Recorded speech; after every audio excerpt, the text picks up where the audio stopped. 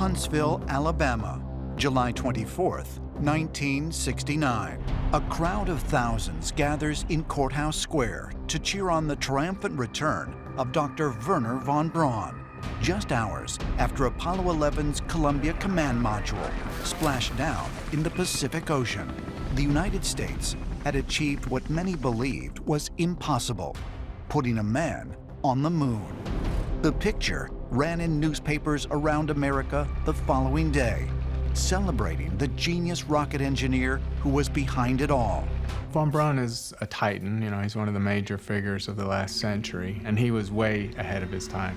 Von Braun adamantly believed that humanity's future was in space. He's the greatest voice we've had in the history of the space program. Considered by NASA to be the father of rocket science, von Braun is credited with either inventing or helping to develop many of the most sophisticated aerial technologies that exist today, like the supersonic anti-aircraft missile, the ballistic missile, the first American satellite, and the first U.S. space vehicles, including the enormous Saturn V rocket that enabled man to reach the moon. Without exaggeration, the Apollo program has been called the greatest achievement that mankind has ever accomplished. Without Wernher von Braun, we would have not reached the moon. To date, the Saturn V is the most powerful rocket that we've ever built.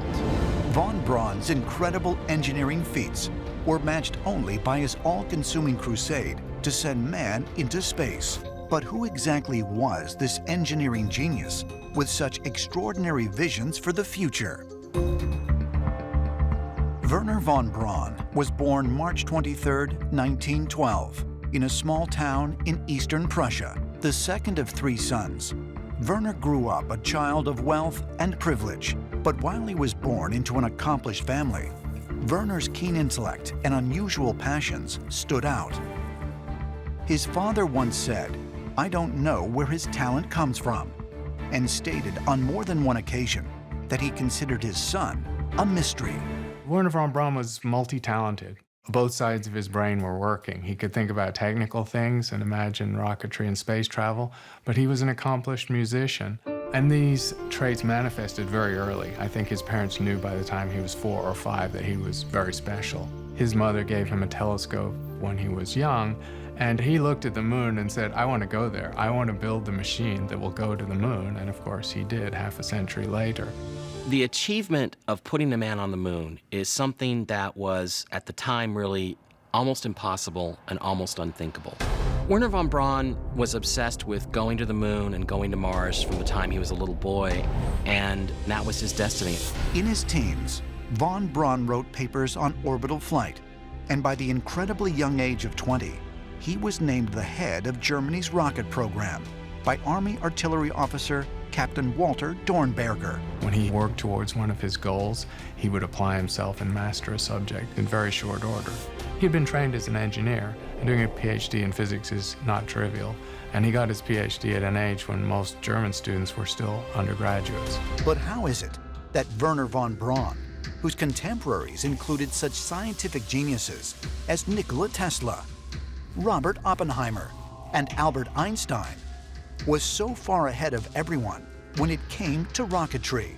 And what was behind his obsession to travel to the stars? Some ancient astronaut theorists believe that the boy genius may have been guided by otherworldly forces. Maybe he drew his inspiration from science fiction. Maybe it came from his own imagination and vision of what the future should be. Or maybe it was inspired by something extraterrestrial. Some sort of extraterrestrial contact might have happened with Wernher von Braun.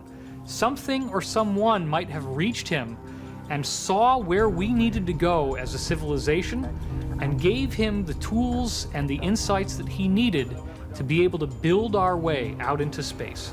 Some have suggested that people like Albert Einstein, Tesla, that they've had this extraterrestrial intervention, that they have had access to this abundance of knowledge.